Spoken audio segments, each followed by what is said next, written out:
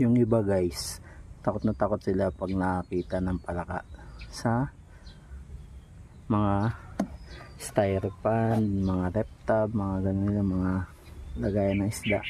Ako, tuwang-tuwa ako pag nakakita ako ng palaka lalo na yung yung palang tumatalon ng mataas, yung payat. Yan yung itlog nila.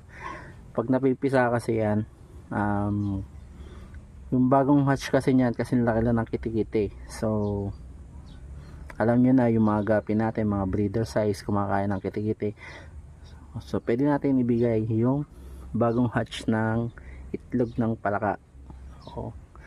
Ito, nakarami na nga ako niyan ito, ayun siguro buwan-buwan nakakuha ako ng 5 pirasong ganyan na itlog ng palaka. So pag nakakita ako ng parang payat dito sa sa mga tab ko, inaayaan ko lang sila, hindi ko sila binubugaw kasi hindi naman kakain ng isda yan kakain niya, ang kakainin lang yan mga insekto, mga insect na pupunta dyan sa tubig. So ayun, nakalibre ako ng live foods.